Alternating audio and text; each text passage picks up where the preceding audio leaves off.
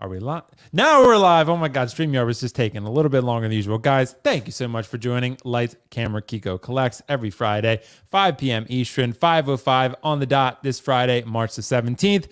I just got home not too long ago. Actually, Kiko, I don't know how both of us look on camera versus in person, but it's weird seeing you on a camera when I saw you in person for like, what, 3 to 4 days? I mean, dude. Yeah, less than 12 hours ago.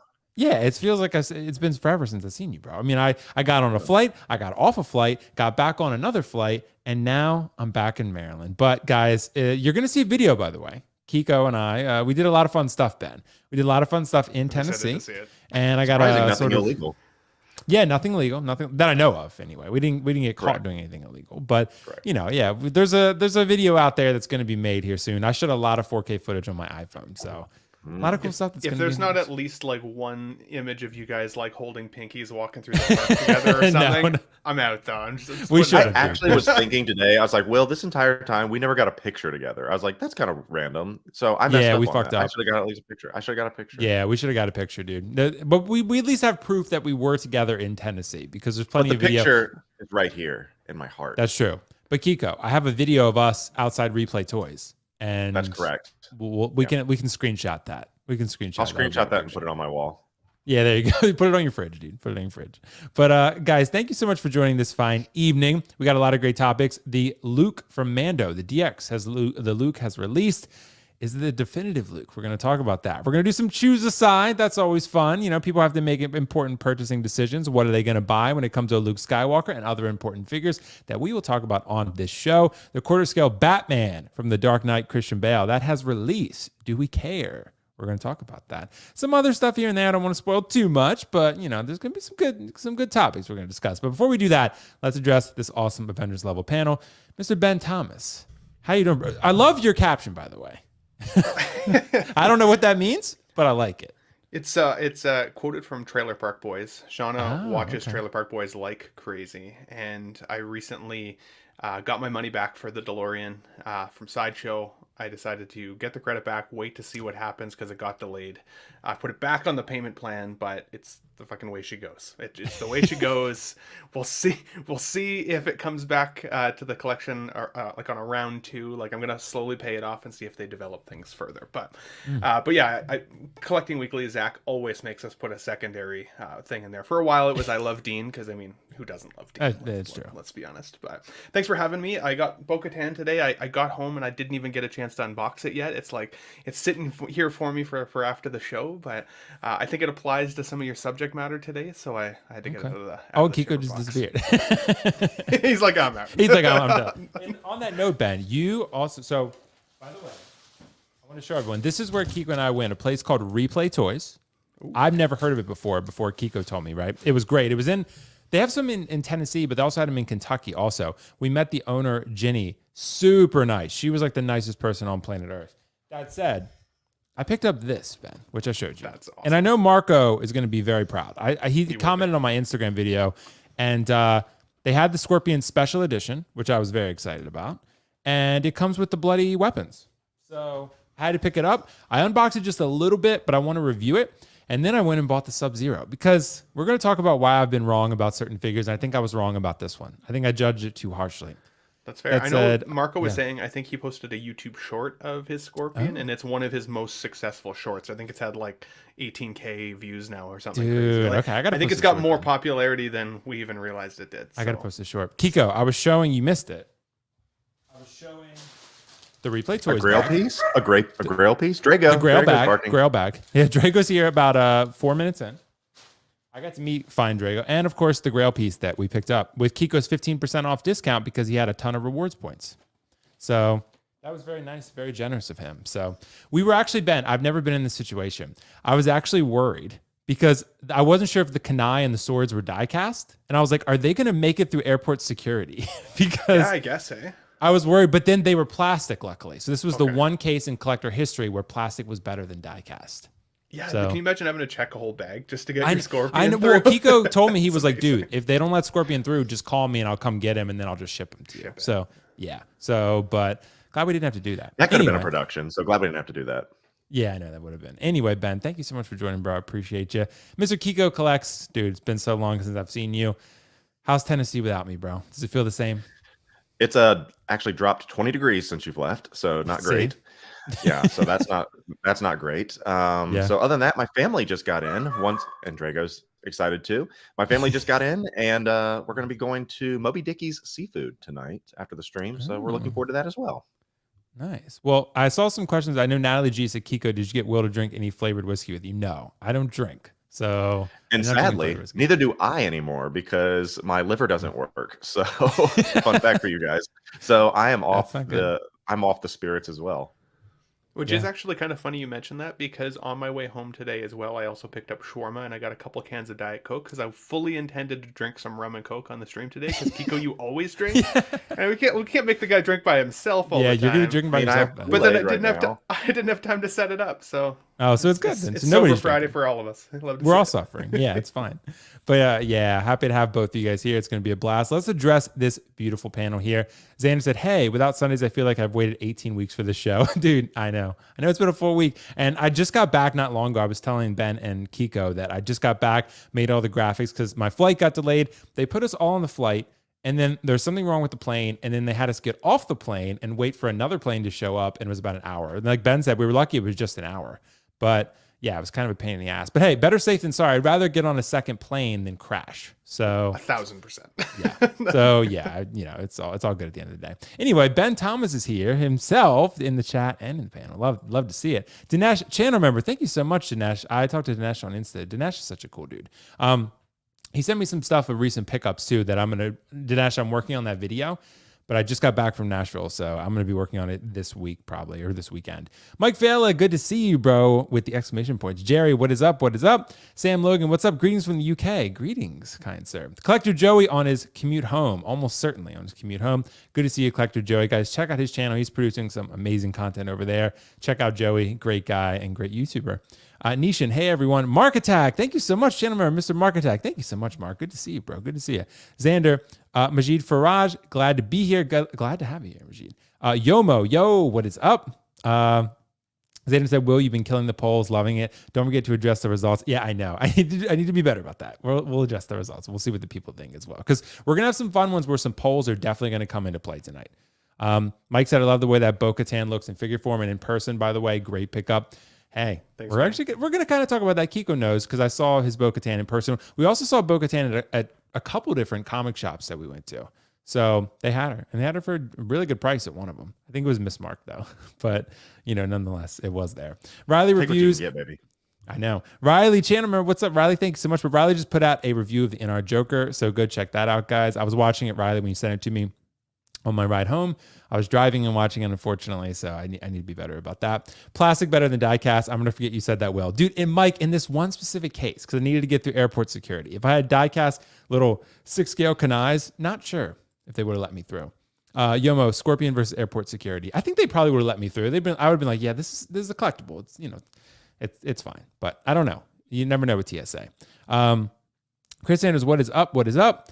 Jonathan M, what's up? To Cothry, what's up? Collector Joey, thank you for the kind words. Absolutely, bro, absolutely. Thank you for the great content and being an awesome dude. Shiny, hey. Caesar's line, hey guys, hype stream. Yep, absolutely. 4 panel members today. Yep, we do. We got Ben's. Ben, what is your cat's name? Alfie. Alfie, nice. I love it. Yeah. And we're actually 5 with Drago. If you count Drago, he's there. He's present. You can feel him there. Lights, camera, Kiko, Alfie, Drago collects. Yep. It rolls off the tongue, Kiko. This guy's 18 pounds, so I'm going to have to put him down 18. Drago's like 8. He's a big boy. Yeah, he's like 8. That's like Drago, 3 times of Drago. Yeah, Drago was very sweet, though. I will tell people. I have a couple videos I could share in the little vlog that I'm going to post of Drago. So, yeah, he was super, super sweet. Drago sounds intense on your microphone, though. I expected him to be like a hefty boy, but he isn't. He's a sassy boy. He is. He likes to bark. He just, yeah. He gets that from his mommy. Yeah, you inherited it from her. All right, guys, let's address our first topic of the evening. So, the Hot Toys Mando DX Luke Skywalker has released. We knew this was coming. We just didn't know when.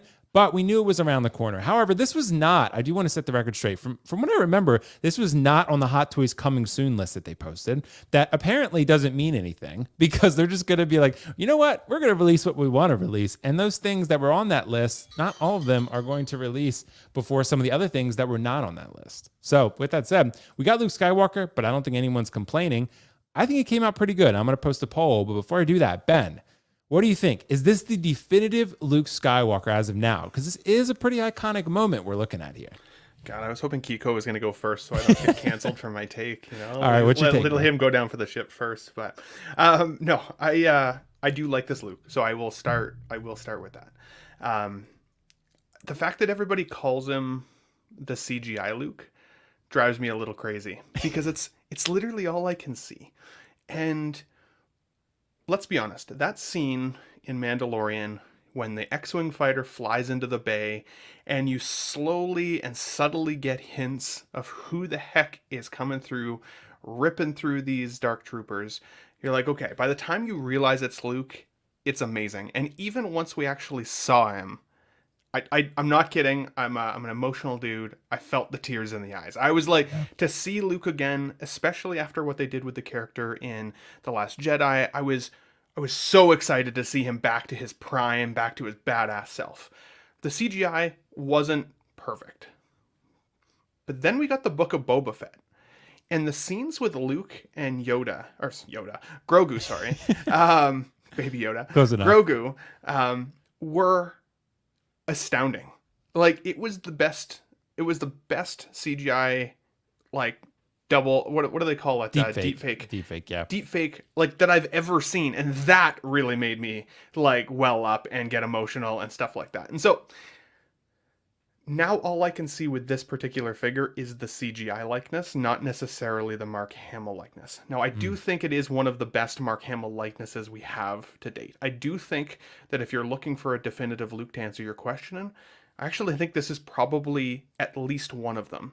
The only other Luke Skywalker I've got in my collection is the New Hope Luke, the farm boy Luke. And I don't have another Skywalker to compare him to, so when I walk past my collection, it looks just like Luke Skywalker to me.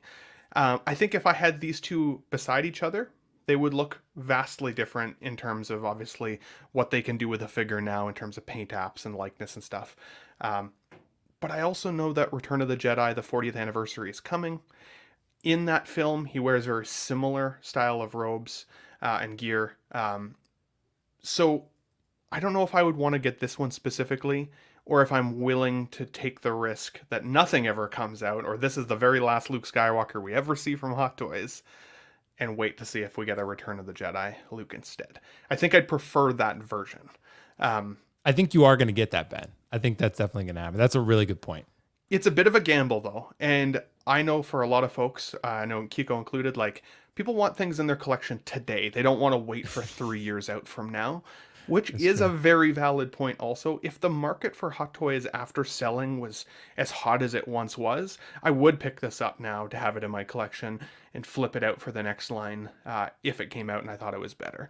But because that market for resaleability has been a little on the soft side lately, you might not get as much of your money back, especially here in Canada and paying customs and all the extra costs that are associated with it. I'm going to hold off at this point and stick with my Farm Boy Luke. Interesting. So you're taking the long road here, the long game, because you have Return of the Jedi anniversary this year. There could easily be something from that. You know, they're always making Luke Skywalker. So, you know, I will say that if people feel maybe this is not the one for them, or maybe they just, you know, it's not in their budget right now, they got other priorities in terms of other collectibles they want, this is not the only Luke you're going to have the option to get. I wouldn't be surprised, Ben, if, like you said, they make a Book of Boba Fett Luke. I wouldn't be surprised if that's just in the works. They just haven't exactly finalized it yet. But that could very easily be something that they make too. And it comes with a Grogu, just like this one. You know, it's sure. The same thing. But I'm with you, Ben. I know what you're talking about. This head sculpt, though, I think it looks pretty good, man. I still do think it's definitive. I will say I think it is the best Luke that we've got so far. I think it probably is too. But Kiko, what do you think? I know you have the Luke. Did he show up today? I know he was close. He is in my hand and sitting on this table. Oh, did you unboxed him? Yes, I did actually. And here's the lovely DX23 box art. Check that out. Damn, Very that is nice. cool. That's nice. It's like a white and black, which is really cool. I thought they was gonna maybe put some green on it, but they did not. So that's very, very cool. But I'm not gonna lie, I really think the key to this release is the Dark Trooper piece, because this is really, really cool, because it's battery powered. That I did wish it was USB, but check out this. You can go, let's just pop it on to where we can go fully lit up. Not bad. That's pretty cool. Or we can do a strobe effect. Not bad, right? Or like a fade effect. That's a Not bad. DX figure right there. Yeah. That's a so DX this figure. machine itself is more of a DX than sometimes any of the figures, but this is a great, great piece. But now let's talk about the elephant in the room, right? Let's talk about Luke himself. Ooh, so okay. Show us Kiko. Yeah, here we go. Let's take the. Everyone's gonna be holding it like this, you know. Oh, sorry. There you go. Everyone's gonna be doing the hood. We know that. Blah blah blah blah blah. The biggest thing I think about this that I do not like, the hood the cape feels good, but there's no wire. And that is a huge, huge miss. There's a wire in the hood, which is fine, but there's no wire in this cape. And it drapes well. But after having the Mandalorian and being able to have its, cape wired to be able to do some things, if this had a wired cape, it would be one of the absolute best. But here we go with the actual, I'm sorry, I can't ever get that right. There's the actual face sculpt. I went ahead and messed with the purrs.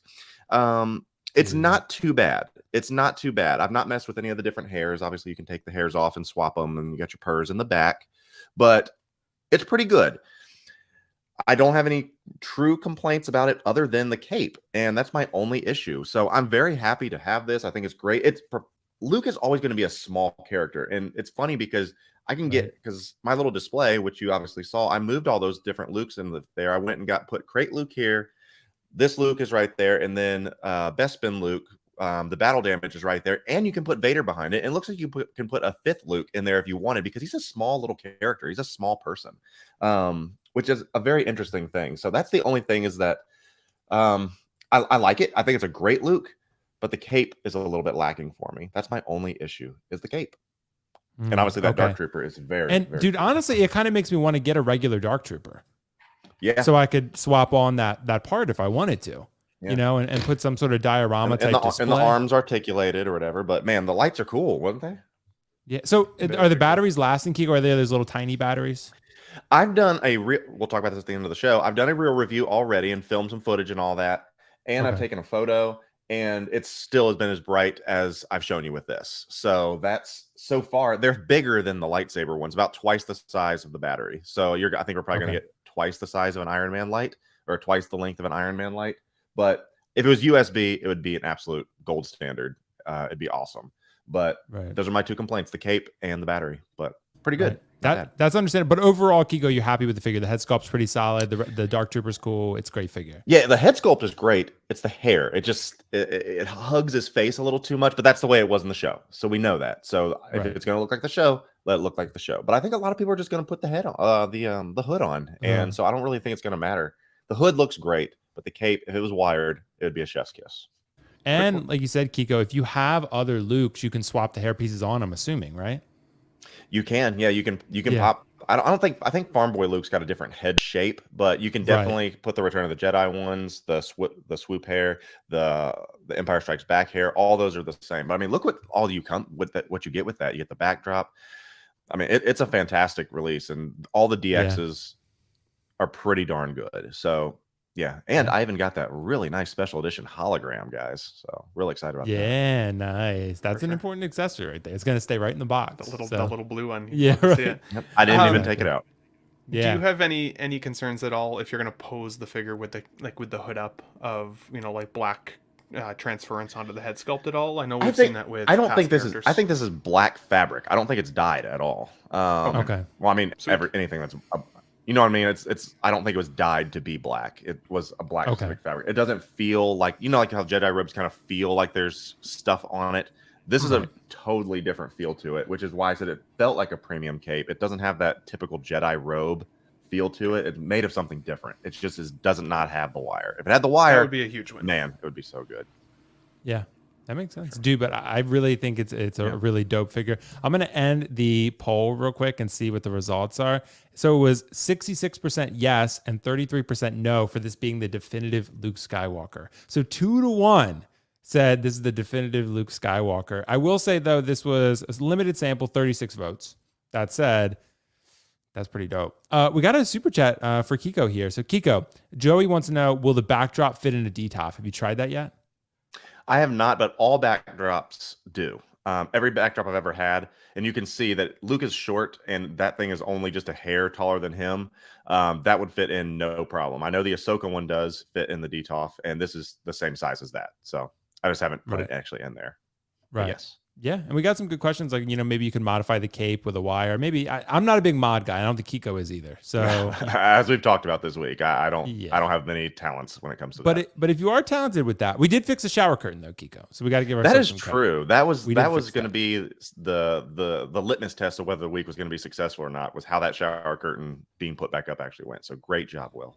That's true. You guys do have some stories. You got walnuts. You got random pictures not weird, together. Yeah. You got shower curtains. Well, right when I got there, Ben, Kiko was like, I tried to set up the shower for you and the shower curtain collapsed. So we need to fix it. And I was like, all right. And then he pretty much figured it out and I just held it. So, but I was a good support system. So who ended up being taller, by the way? I feel like Kiko's slightly taller. I don't know. It's really close though. Like it depends on the shoes. And he also has hair. Yep. I don't have hair, so that's like a little slight edge that he has. Depends on how I'm quaffing it that day. Yeah, exactly. It's a slight, but that's a really good question, Ben. Thank you, Joey, by the way, for the super chat. And guys, thank you for your thoughts. We want to keep this Luke Skywalker train rolling. I want to ask a very important question here. I'm going to run a poll on this one. A lot of people are going to have to make important decisions, and one of those decisions is which Luke Skywalker do they want? Some people will get many Luke Skywalkers, but not everyone really wants 5, 2, 7 Luke Skywalkers, any number that you can come up with, right? Some people just want one definitive Luke Skywalker. Some might want 2. That's fine. Luke Skywalker is one of the most important characters in Star Wars, if not the most important. Him and Darth Vader arguably are probably the 2 most important characters in Star Wars. And of course, Anakin, but that's Darth Vader. Anyway, the decision that some people might have to make as far as what's going to be available to you pretty soon is this Mando Luke. And then maybe like Ben said, maybe you're going to have a PO for the Return of the Jedi, 40th anniversary rather, for the Luke Skywalker for that one. But in the meantime, we might have the option to get make a choice here. And I want to bring up a screenshot here. So I'll run a poll on this one. But Ben, I want to ask you first. If you had to pick one Luke Skywalker for your collection, you're really being selective about your Luke Skywalker. Are you going to pick Mando Luke Skywalker with the black, with the Dark Trooper, with the green lightsaber? Or are you going Bespin from Empire Strikes Back, also a DX, but with a blue lightsaber and a different outfit? What are you choosing here? Bespin. Bespin all the way? All right. 1,000%. Easy choice. Again, I loved the scene from Mando, not to knock that at all by any stretch, but Empire Strikes Back is easily one of my favorite movies of all time. I already have some of the Empire Strikes Back figure line as it is, so this would kind of fit in with some of that Empire Strikes Back theme that I've got kind of going on. I am your father, line from Star Wars is probably one of the most iconic scenes of all time, Star Wars included, but you can not be a Star Wars fan and know that scene. And Bespin Luke is a huge part of the reason why I love that scene. So to be honest, it's not even a question for you. Not even a comparison. Yeah, I would go with Bespin for sure. Okay. Yeah, because I think this is a really interesting one for me because Empire Strikes Back, I do feel probably objectively is the best Star Wars film ever made. I think most people would agree with that. When we compare, trilogies or what's the best film in a trilogy, we say, oh, that's this universe's Empire Strikes Back. That's kind of how I view The Dark Knight. That's how I view Infinity War. That's their Empire Strikes Back, right? So I think it's pretty fair to say that most people love Empire and view it as a step above most Star Wars films. But you're going to get 10 different answers if you ask 10 different people. But most people are going to have Empire in their top 2 to 3, I would say. So that said, Mr. Kiko, if you can only have one of these 2 Luke Skywalkers, what are you thinking here? Mando Luke or Bespin Luke? We just talked about it, and it's 100% always going to be, I think, Empire Strikes Back Luke for a majority of people, including myself, not just for the sentimentality, but also for the aesthetics. I want to talk about both of those really quick. the aesthetics of the Return of the Jedi or Prime Luke or whatever, it's a black outfit and that's about it. But this is something totally different. You know, it is iconic, yes, but there is more nuance to it. It's more intricately made. It looks cool, and he's got those really sweet like Dagobah boots, you know, that he's wearing. It looks aesthetically pleasing to me, and you know, it's not, and it stands out more because sometimes with a black outfit, it just kind of fades into the distance. You know, this really does pop because it's a lighter, you know, a lighter garment. But from the emotional attachment with this, you don't get Prime Luke or Return of the Jedi Luke without this Luke, because you needed this moment for him to be broken and to realize who his father really was. And without this moment where he collapses and basically says, I'd rather die than join the Empire type of thing, you don't get Luke like that. So this is his turning point. This is his moment. And this is his hero's journey. He had to be broken. And so that is what it reflects. So when you see that, and I love like the sweaty hair, you know, you saw, you know, the battle damage version. I wish they did a battle damage version of this, and they probably will at some point, you know, if they're going to bring that back. That's what I loved about the DX07 is that you got both of them. And I personally think of all the Lukes out there, the battle damage 07 is still, even with this Mando Luke, the best one out there. And I'll stick by that. So I love this hair. I love this look. I love the moment. So yeah, Empire Strikes Back, Bespin Luke all the way. It's a pretty dope base too, I will say. But I will say, you know, original trilogy is always going to be in people's hearts. That's what they're going to hold most dear, right? I'm going to go against the grain a little bit. I'm going to go Mando Luke here. And I'm going to say that because, like Ben said, the scene of Mando Luke when he arrives on the ship and saves everyone and literally cuts through the Dark Troopers like butter. Honestly, I was the same way as you, Ben. I have a connection to the original trilogy. I love the original trilogy, but it's not like, to me, like I hold it so dear in my heart that like, oh my God, like everything about Star Wars OG trilogy is just like, I need that, right? I love original trilogy, but it's not my favorite in every respect, right? Mando, however, for the new age Star Wars fans, maybe more like myself, I watched Star Wars when I was a kid and my family was big into it and I loved it, but I didn't really get big into Star Wars until The Force Awakens came out. When The Force Awakens came out, then at that point, I loved The Force Awakens so much that I went back and rewatched everything, and then I started becoming a pretty big super fan of Star Wars. So I'm more of a new age Star Wars fan as much as I love the original trilogy. Mando has a very important place in my heart for that reason. So Mando Luke, for me, for one, this is probably Luke at his most powerful. Like, I don't think we've seen a Luke Skywalker as powerful as we did in Mando. So. Agreed. Right? So I think that's something too. But Kiko also raised a very valid point, you did too, Ben, about this being a formative moment for Luke, the Empire one, the Bespin one, because he doesn't get to become what he eventually becomes without this trauma that he experiences in this fight and this growth. So it's a tough one. I would say, I mean, would you guys agree that if you could have two Luke Skywalkers based on what the current offerings are, it would probably be these two, right? Because they showed the best of Luke and the most important moments of Luke. Would you guys agree with that? These would probably be the two? Maybe. I really like the Snowspeeder Luke, too, and I don't see? have that. And that orange jumpsuit, to me, is also incredibly 100%. Iconic when it comes to Luke Skywalker. So would you take that, Ben, over Mando Luke? I think I would. I would do a Snowspeeder Luke and then the Bespin before Mando Luke. Okay, I'm going to parrot exactly what he says. I think Steven in the chat even said the orange beats the beige each time.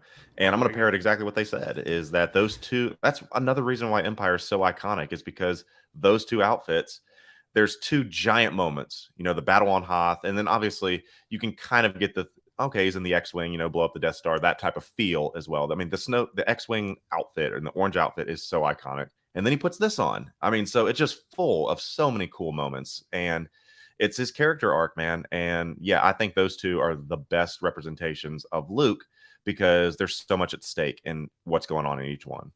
Yeah. And if I end up getting two Luke Skywalkers, these will be the two. Yeah, these will be the two. But Mando Luke is number one for me just because of because I almost got teary-eyed too, Ben, in that moment, just seeing Luke again. And again, I'm a big OG trilogy fan, but I'm not like the super diehards out there like many Star Wars fans are. So, and even seeing that, I was like, damn, this is amazing. This is really cool. And Shauna makes fun of me so hard because I'm such a sensitive person, and she's just not. Person. And she doesn't even really watch movies. She's like, she doesn't get it. She came down the other day, and I can't remember what movie I was. Oh, Click. Yeah, I don't know if you ever seen that movie. Dude, that movie's Click, sad. Where he dies in the parking lot at the end, and it's like he wishes he'd had more time with his family. I'm like, oh my God, like. The Adam Sandler movie. Yeah. Totally makes me cry every time. She walked down as that part was on. She's like, okay, I came in at a wrong moment. Went back upstairs. Yeah, dude. So it's the way she goes. It's the way she goes. But I have emotional connection to all of the things that I collect. So well, I'm going to end the poll now, right when we, are finishing up this topic.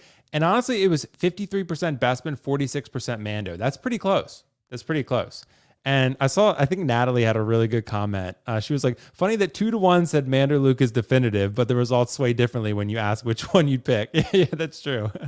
So it was really funny because, I guess it could be different people in the chat, or maybe they changed their mind when they saw that. Maybe they forgot about the Bespin Luke and now they've changed their mind. But I kind of feel like I did change my mind. Honestly, seeing these two images even side by side, I actually think I liked the face sculpt of the Bespin. That's fair. More than the other one. Just seeing them side by side, anyways. Right. For sure. Right, because they were probably going for different things. They're probably going for CGI Luke versus going for actual Mark Hamill. Mark Hamill. Yeah, like real Mark Hamill. So, yeah. But then the Book of Boba Fett one will be the best one we've gotten so far. So, we shall see. That said, we got another piece of news here that I want to touch on. It's actually a quarter scale figure. And I think a lot of people maybe don't care about this, but I want to ask the question. I want to see, we're going to gauge the chat on this one. We're going to talk about quarter scale a little bit more in depth as well, because I really want to get, down to the core, the foundation of what quarter scale is and whether people actually care about it or not, because they seem to be discounted like nothing I've ever seen before from Hot Toys. No matter what the quarter scale figure is, it's like 30% off, baby, 40% off. Like you just have to wait, and your pop culture or sideshow, somebody's going to, discount that thing. So that said, the Dark Knight, the Batman quarter scale figure has released. Sideshow did an unboxing on it, a first look. That said, Ben, is this a miss, a hit, or really an irrelevant figure? What do you think about this Batman quarter scale? That's a tough question. So it is a hit. I don't think it's for me. Okay. I've never owned a quarter scale figure in my collection. I think the price point on this was $6.99, if I'm not mistaken, something along those lines, anyways. While I think the figure itself looks phenomenal, the base is really cool. I love the different villain face sculpts in the base there. I think the likeness to Christian Bale is definitely really solid. I don't think I could justify the price point, especially kind of what you just said. We often see these in the bargain bin at like significant decreases in price. And so there's no way I would ever justify paying full retail. But now with things changing with Sideshow, stock seeming to like go away a little sooner than it used to, it's hard to advise people to wait for a sale, because if this is something that you feel like you need in your collection, then I think it's still a good price. I think it's still a good buy. Everything that you get with it, I like that they branded it the Dark Knight Trilogy, not specifically one film. So depending on what film you like the most, you can kind of set up your display that way. With the podium, or like with his base there, you can make it look more like a podium, like museum scale, with the like the gargoyle front as opposed to the other side if you wanted to as well. So you can kind of switch that up, which I think is neat.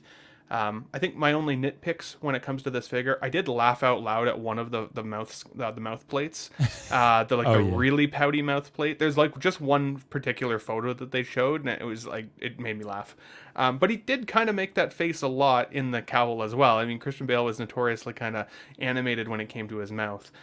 And the hair on the sculpt itself is really like darkly painted. Like he looks like he just kind of combed, just for men through his hair. Yeah, that middle one, that's a little bit like smelled the fart in the Batmobile. It's exaggerated. Yeah. Swear to me. Yeah. I do think it's cool. I don't think it's a miss. I don't think it's necessarily irrelevant either. There's obviously a huge community of people out there that collect quarter scale. I know there was a Joker that came out years ago. I don't know if I remember what that one looks like. I don't know if I would want to have just one quarter scale in my collection by itself. I think it would need a companion piece. I think a quarter scale Bane to go with this could look really badass. But I wouldn't want it anywhere near my 6-scale collection, because my OCD would just drive me absolutely up the wall. I would need it to be on its own, in its own territory, and have its own kind of display. So this will be a significant pass for me unless it goes like 50% off. And then if I were to buy a quarter scale, it would have been a Dark Knight, or it would have been that Vader that we saw a year or two ago, because I love Vader as well. And in quarter scale, either of those I think would have some pretty serious presence for like a movie room or a man cave or whatever. So. Yeah. And Ben, I may surprise you and everyone on this one. I told Kiko this when this dropped. I was like, I'm actually considering this piece, but I am damn sure not going to pay full price for it because I know, we all know, all of us, I think in this chat have been around long enough to know almost every quarter scale hot toy gets significantly discounted, like significant. Even the Spider-Man with the vault, that's a really cool base. The Vulture base, that thing was just the other day, maybe today, even 30-40% off. Pop culture has been trying to get rid of if Mandalorian quarter scale can't sell, then this can't. This can in a way that they're not going to have to discount it. But I'm going to wait and see because I have the quarter scale Queen Studios Joker, Ben, and I think this would be a pretty cool companion piece to that. That would be pretty cool. So I'm going to consider it, but I'm going to wait for a heavy discount and make the decision. That said, Kiko, what do you think? We talked about this a little bit in Tennessee, but now over a live stream, how are you feeling? Yes. Let's work through this list here. Is it a hit? No, we know that for sure. Is it a miss? I think it's been executed well, with a few exceptions. If you have a quarter scale figure, if you've held quarter scale figures, you know how cool they are, and most of them are executed fairly well. I'm not a big fan of this sculpt. I think they could have done a lot better, especially because the canvas essentially is so much better. They could have done a lot more. Is it irrelevant? That's what I think it is. Now, remember that the Dark Knight was the first quarter scale figure ever 10 years ago. 10 years ago. So it was due for a refresh if you really, really wanted one. But much like the DX19, the proportions are a little bit better than the DX12. But I don't think it's I'm going to drop another 700 because I get some light up eyes now. You know, I don't think that is worth it to a lot of people. To some, maybe. I mean, I'm a big Batman honk as well, and I love the Dark Knight trilogy. But I've told you that I don't think I can continue to do quarter scales. I have two of them, Mando and Vader, but I'm not going to be getting any more. And as I continue to grow out my collection and things like that, those are probably going to be the ones that start to leave first because they just take up so much real estate. And the presence is cool. I'm not going to lie, man. They're really cool. But the real estate that it takes up, and I don't think they're worth it, unfortunately. I mean, that figure on that base is probably going to be almost 3 feet. 36 inches, probably. I'm not for sure what the final thing is, but that's a lot of room, man. That's a lot of room to give up. And that's just not for me. But I'm sure some people are happy, but yeah, I don't think anyone is saying, oh man, I can't wait for my invoice to come because I can't wait to get this one right now, full price, because I've never seen one, like you said, not discounted. Now there's some on the aftermarket, like the endoskeleton, is pretty fairly desirable. And I mean, even those Iron Men the price point is just so high for them that most people said for that amount of space you're covering and that much money, I'd rather get two Hot Toys. What's it like for you to pose quarter scale now, since you've had them in your hand? Like, is it awkward? Do you like it more? Like, they're all ratcheted, so the whole thing is ratcheted. So you feel like you can do a lot more, which is great. But even my quarter scale Mando, it looks cheap because I got the Beskar one or the Chrome, whatever you want to call that. Just looking at it, it looks cheap, and I don't like it, and it irritates me every single time. When the base of a figure is more cool or is cooler than the actual figure, I think that's a problem because the Mando base is phenomenal. He comes with the web and everything. It's phenomenal. It's got the IG-11 head on there, incredible. Even the light up base for Darth Vader is really cool. It comes with the Sebastian Shaw head, very cool. The presence of the figure is great, but when the base is better than the figure, I think that's a big problem, in my opinion. And that could be argued for this Batman, Kiko. Yeah. Yeah. So, I mean, I would love that base and then maybe put like literally a 6-scale figure on top of it. And I think it would look really, really cool. Right. And this is tough because, I mean, I'm looking at the poll results. 87% have said, now it's down to 85, but 85% said this is not worthy of a pickup. And I think that's pretty indicative of how the collecting community, at least as far as these chats go and these live streams go, feel about quarter scale figures. I think the quarter scale figure has to be truly exceptional for people to really go for it. I just think most people, so because the problem I think, Ben and Kiko, is if you're going to go into quarter scale, at that point, you're starting to dip into the statue community. And at that point, the statue community are not going to pick a hot toy. They're going to pick a statue. And 1/6 collectors don't really want something typically quarter scale. So hot toys must have some advanced analytics, market analytics, that show them quarter scale is somewhat profitable because they keep making them every now and then. But it doesn't seem like they do well in the States, at least. Like in the States, they're just like, nobody seems to really be lining up for them. And like you said, maybe Ben, like you mentioned, if there was a Bane quarter scale that was fully seamless and it looked like that 1/6, maybe you get people then, because that would be exceptional enough for exceptional enough to get people's attention. But short of that, this is a sized up DX19. This is what this is. Yeah, so exactly what it is. I think everything other than base is literally just a sized up version. I missed who said it in the chat, but somebody mentioned the only quarter scale you should consider is an Ant-Man, and I totally agree. A giant man would be cool. Awesome. That could look so cool with all the different, like your 6 scale and then the little ones that they come with that newest Quantumania version. I could see that. But I will say, I think this is, as a figure goes, this is a really nice looking figure. Yes, I actually agree with Kiko. I don't like this head sculpt at all.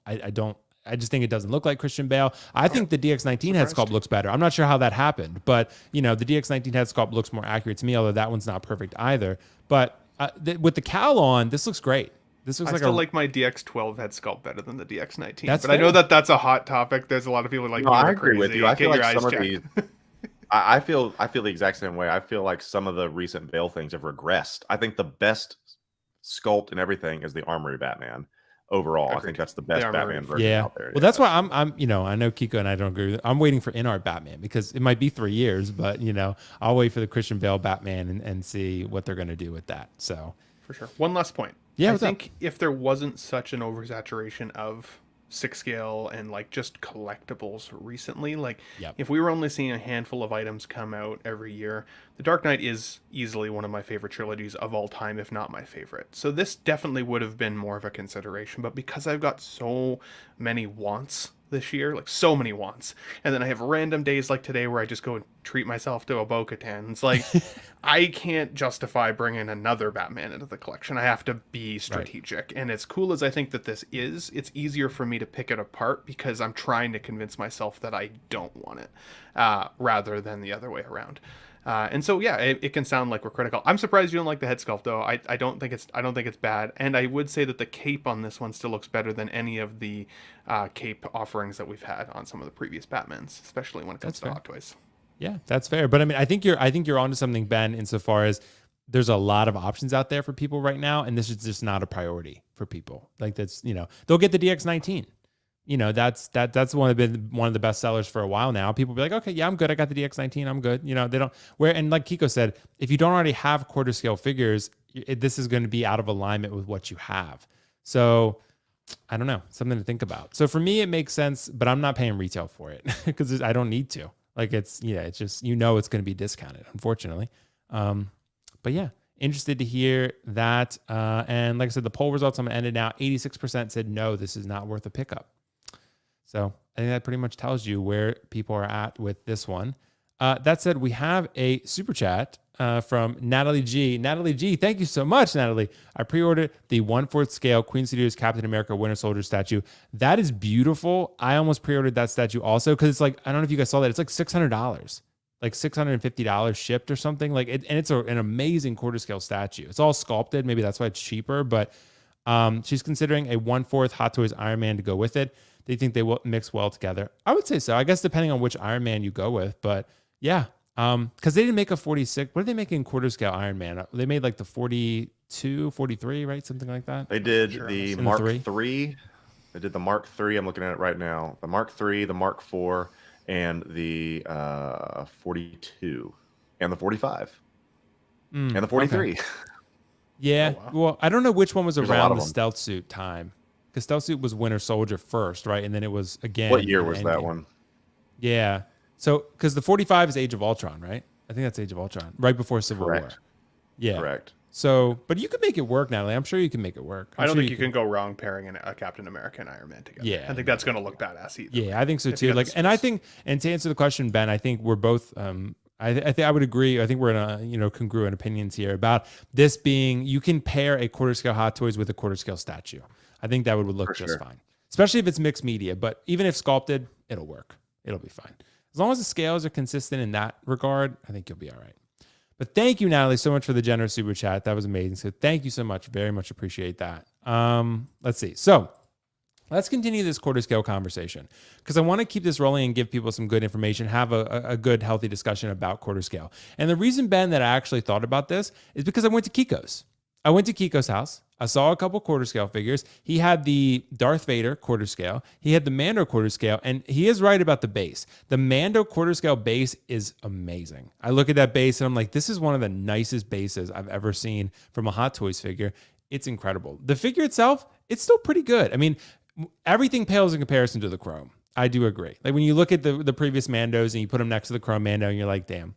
But that's going to happen again when they do it in diecast. I know Kiko doesn't agree, but when they do it in diecast, you're going to look at the Chrome one and be like, damn, it's just not, it doesn't hit the same. But that said, Ben, I want to ask you this question. I'm going to share the screen real quick. I just looked up the quarter scale figures that Sideshow has right now. Some of these are coming soon. This is actually waitlisted, so we can't even look at those. They never even showed the integrated suit in quarter scale or the upgraded suit. So we don't even know if those are coming. But these are the quarter scale figures that Sideshow actually has or has on pre-order right now. Some of them are Groot, Grogu. So those are a little bit different, obviously. But are people sleeping on quarter scale? Are quarter scales really worth it? What do you think? It's a tough question. I think it absolutely depends on your collection and if you have the display space appropriate for quarter scale. Because like Kiko said, these take up a ton of space. If that Batman if that Batman quarter scale figure takes up 3 feet of real estate, I can't think of even a single area in my current display room with wall space that I have available that I could do it other than on like a floating shelf. And so I think you pay that kind of money, you get it in. If it's just not fitting, then if you sell it, you may take a loss. And then it would feel like it wasn't worth it, especially to me. Having said that, I also have been traditionally, for a decade now, collecting 6 scale. I'm comfortable with the scale. I know how to display it. I know how to pose them. I have a lot of fun with them. And so to me, spending that extra chunk of change on kind of what feels like a gamble for the collection room, to me wouldn't feel worth it because I'm thinking I could get 2 6 scales for the same price and have probably, if not more fun, at least the same amount of fun. I will say though that anything I think when it comes to is bigger better, not necessarily, but for folks who aren't 6 scale collectors or people who don't necessarily collect what we like to collect in our community, if we had a friend come over who just likes movies and they come down to your collection room, oftentimes their eyes are going to be drawn to the statue or they're going to be drawn to the quarter scale. And for that type of feeling, that might feel kind of worth it because you're like, aha, yeah, it's paid the big bucks and it's getting the attention in the room. But that's not the reason I collect. I collect for me. If nobody ever saw my collection room ever again, I wouldn't care. I had this hard debate with myself because I've got the majority of my figures in the other room. And I was like, well, what should I display behind me for the folks who watch me on stream? Right. And I hummed and hawed because when I sit out in my main room like 90% of the time, I can't see the figures in here. So do I put my favorite figures in here to pretend like I've got all these great figures behind me when I stream with you guys? Or do I keep my favorite figures out in the living room and put whatever figures I want behind me? At the end of the day, it does not matter. It's how you enjoy your space. It's how you kind of enjoy your collection. So I kept DC behind me. That's just what I stuck with. I think for the question, are they worth it? They're worth it if they're worth it to you. That might sound like a cop-out, but it's not really. It should be about you and your individual collection and how you feel about your display when you go down.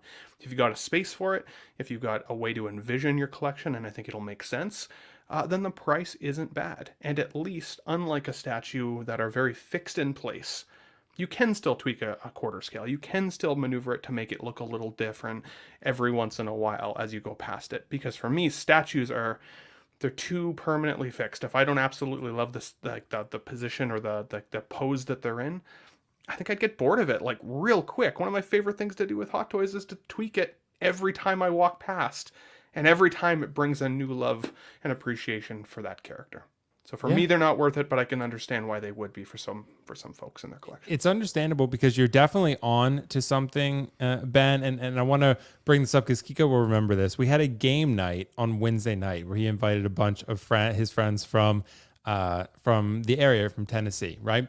And we had a friend of his in the collection room, and I asked her, and I was like, "Hey, what figure are you really drawn to in this collection room? Because more often than not, and I didn't lead with this, but more often than not, like you said, Ben, people will absolutely go for the bigger pieces 100% of the time almost. And I'm just always like, okay, what would a non-collector really go for? What jumps out to you in this room? And funny enough, she didn't pick a bigger figure. She didn't pick a quarter scale figure. She didn't pick a statue. I think she picked the Night Monkey Spider-Man, actually. So I was like, what an interesting choice. Out of all the great figures that Kiko has, you pick out the one that's been heavily discounted for like a long time that like almost no one wanted. So it was really, really interesting. So, but more often than not, Ben, I do find that, like you said, people tend to go for the bigger pieces.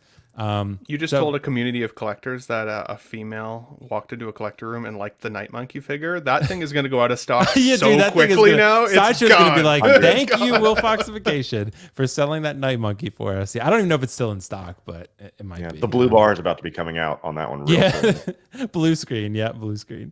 So I can already see it next week. Go ahead. Oh, yeah. No. Go ahead. I was just going to say, I can already see it next week. So Night Monkey is waitlisted. Do we care? That's going to be the topic. Exactly.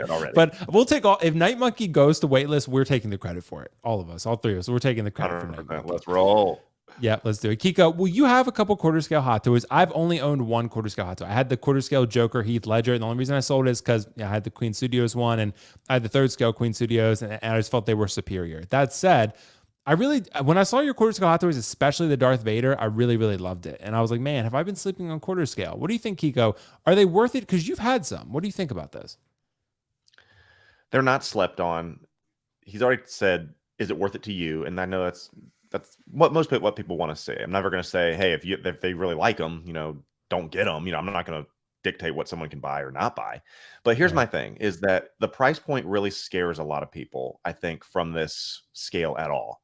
And when you are looking at that, you have to say, what do I want to do with this? Do I want the opportunity to pose it? Because if so, then you can say, and we joke about the people that are good posers and not posers. I'm not a great poser. So when it comes to it, I know that for the price and for that scale, I can get a quarter scale figure in the best pose possible for the same price. Do I want to have a quarter scale figure that I can try to pose myself only to be disappointed and let down because I suck? So, I mean, what should I do on that? But it's going to come down to each person's preference and such. I personally, now that I've had to, they're not worth it. I remember as soon as Book of Boba Fett Boba went up, I'm like, yeah, cool. I like the helmet on that, but I am not getting this because one, I don't have the room for it. I'm kind of burnt out on them.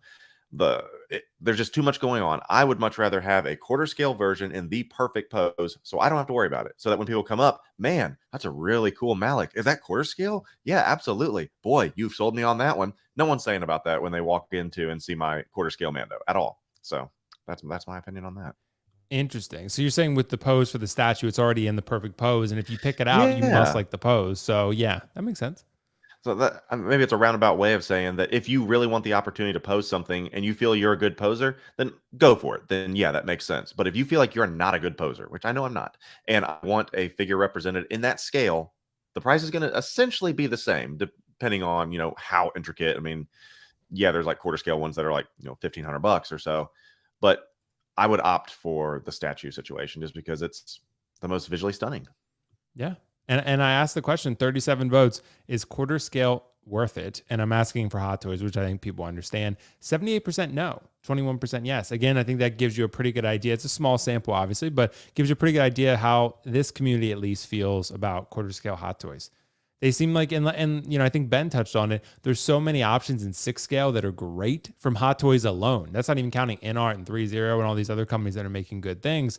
And then when people look at quarter scale, it seems like a luxury purchase. It's like, how does it fit in with my 1/6 scale collection? And, there's so many good options. It's just not on people's radar most of the time. Not saying they're not good. They're great. But I think they are slept on for that reason. But are they worth it? I don't know. That's, I guess, up to you guys to decide. I would say generally not, which is why they get discounted, because the community has pretty much already proclaimed that they're not worth it because they're not buying them. And Sideshow's like, all right, fuck it, we're going to discount it. So it's not worth what it's being asked for. And then the price is always getting lowered on every quarter scale pretty much ever. So Darth Vader might have been the only one that I think was not, maybe they're not making the right quarter scales or maybe not making them good enough, but I would assume Mando would still sell. I mean, they But pick no, bangers. I mean, they pick. It's not like they're saying. I mean, we joke about Ant-Man or whatever, but they're picking the lead characters in series and yeah, movies. You know, it's not like they're saying, "Oh, here's a quarter scale rocket." Well, here's a quarter scale Groot. Maybe that's not quarter a good scale example. rocket. Yeah, But yeah, Groot. it's like here's a quarter scale rocket. Enjoy that. Or here's a quarter scale Pelimoto from Book of Boba Fett. Hope you enjoyed that. Like no one's gonna buy that. Right. So, but they are the main titular characters out there. So I Yeah. have no clue. I'm wondering if maybe there's a small fraction of people that buy them day one that the margins take care of. They do it all essentially in the first couple of weeks that figures released. That by the time they've sold those, they're like, all right, we'll just discount the rest of them to get them out of inventory. So they make their money at the beginning.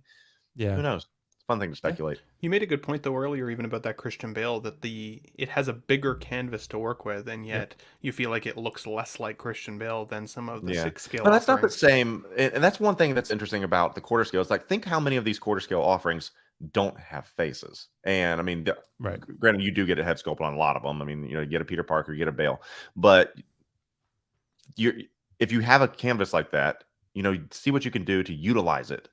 I think the Return of the Jedi, I keep getting Sebastian Shaw. Sebastian Shaw head looks really, really good. And It does. And it's one of the best things I've ever seen.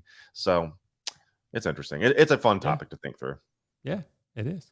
That's it, guys. Thank you so much for your contributions in the chat and contributions on that topic. We got a few super chats I want to address real quick. Mr. Caleb Miller, Knight of Ren 789. Thank you so much. Good to see a fellow Knight of Ren fan out there. Caleb, good to see you, bro. Thank you so much. Hey, Will, Ben, and Kiko. I got my DX21 Ahsoka this week, and man, it's a beautiful figure. Definitely a favorite in the collection. Caleb, actually, I saw this figure in Kiko's collection, and Ben, I don't know if I got to tell you this yet, but I saw it in Kiko's collection. I was pretty harsh on the head sculpt, and there were a couple figures actually that I saw in person in Kiko's collection, and I was like, you know what? I was too harsh on these figures. Rosario was one of them. I saw it in person, and I'm like, that's pretty good. That's pretty good. And it's a pretty good head sculpt, and it's a really, really nice silicone body that they've done there. Again, and another one, I'll say also, I'll go on the record for this, and I'll take the L on this one. Cable. Cable. Okay. When I saw his Cable in person, Ben, I was like, you know what? I fucked up. Cable was pretty good. Cable was pretty good in person. He didn't take the shirt off, obviously, because it's not good then. But if you have like the outfit all on him, that head sculpt's pretty good. That's pretty good. So yeah, I'll take the L on that one. I'll say after seeing him in person, it's pretty good. And I'm glad, Caleb, that you brought up this topic because Ahsoka is very much on my radar. And I know Kiko already has her, like I mentioned. Ben, do you have that Rosario Ahsoka? I don't. I am also still on the fence because I know she's got her own show coming. I assume we'll see another version of her. I decided to skip it. I decided to skip it, but I also had decided to skip on the Bo-Katan, and then once I saw people starting to get her in hand, I was like, I need that figure. Yeah. And so I purposely haven't gone window shopping for an Ahsoka yet because I know, like you are saying, I'm going to see that figure in person, and I'm going to want it. Yeah, so it's pretty dope. It's pretty. I gotta try and plan my dollars in the collection. So right now it's on the cusp, but it's not quite there. That's where I'm at too, honestly. But thank you so much, Caleb. Appreciate you, bro. Thank you. We got a super chat from Riley Reviews himself. Riley, thank you so much. Off topic. Anyone seeing Shazam 2? I liked it. Yes, I will definitely see Shazam 2. I've heard the reviews have not been strong. However, Shazam 1, I loved it. I thought it was fantastic. Hopefully this one captures that magic and charm. Are you guys going to see Shazam 2? No. No? No one gives a fuck. Although I did troll Riley with my response to this. I said, I guarantee you Shazam 2 is better than No Way Home and the Batman. So yeah, Kiko is consistent, Ben, about his well, I'm kind of with him. I think the Batman is kind of mid. Like I liked it, but it's so mid. I don't love it. But I mean, it's good. I want to watch it again. I want to give Riley a fair chance. And I want to watch it again. I liked it. I didn't dislike it. Thought it was good, but it wasn't like I was like, I need to go rush and watch it again, But I liked it. I liked the Batman. On my second viewing, I started to feel a little bored. Whereas the Dark Knight with Heath Ledger, I saw that 12 times in theaters. I loved that. I saw it movie. 5. Yeah. It was a ridiculous amount. In fact, I still have like 5 of the ticket stubs like in that frame right behind me. I wish I had love mine. that. I love that. I started keeping mine, Ben, later. I think I started with around Endgame, sometime around there. Now I have movie ticket for every movie I go see. It's in a binder. Yeah. That's awesome.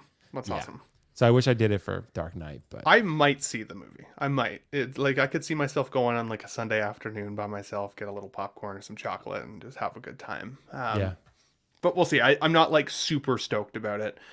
It'll be if I get a chance to see it, I will. If not, I'll wait and see it on like Disney Plus or wherever it comes out. Yeah.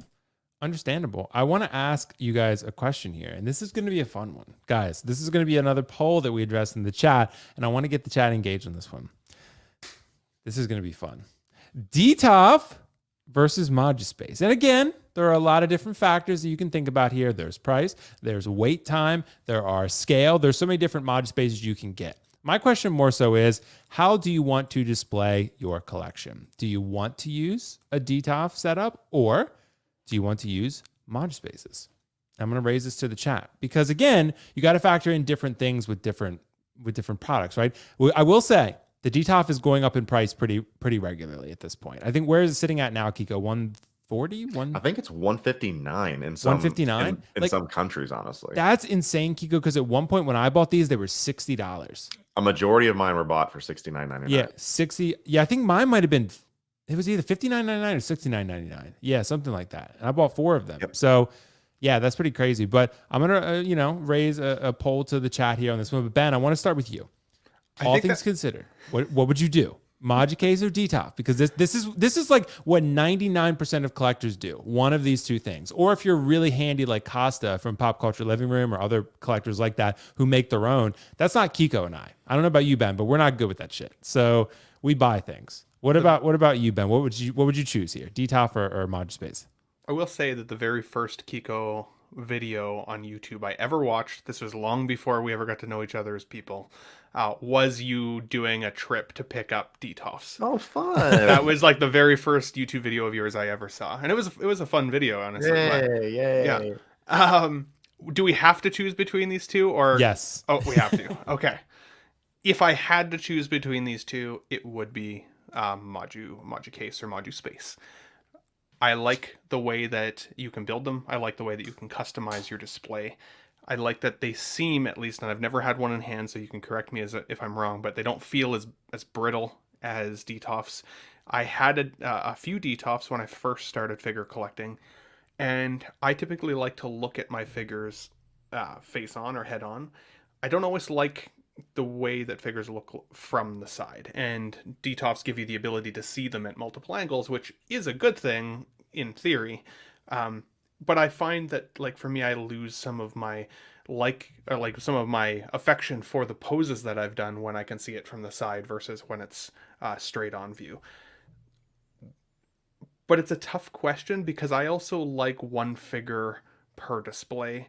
I don't love the Kallax shelf that I've got behind me. This is just temporary, but I did switch to the Billies from IKEA. And I like the Billies because you can have multiple shelf heights, but it's still face on when you're looking at your display. And it felt super clean. I could have one figure per display. Now, I only have just under 40 figures. I know there are collectors that have hundreds of figures, and one figure just like per display just literally can't happen, whether it's a preference or not. I do think that with at least the Moduspace, the ability to have risers in them create some level of dynamicness in terms of like height scaling and how you have figures posed above each other or stuff like that. Marco16Fix, he's been showing me pictures of his recent Moduspace or Moduspace setup, and he's got 10 figures in one box, and where I thought that might have looked cluttered at one point, the way he's been able to display it looks super clean, really classy, and has sold me on it definitely a little bit more. The price is the absolute, like, I don't even know what you'd call it, like knife in the chest.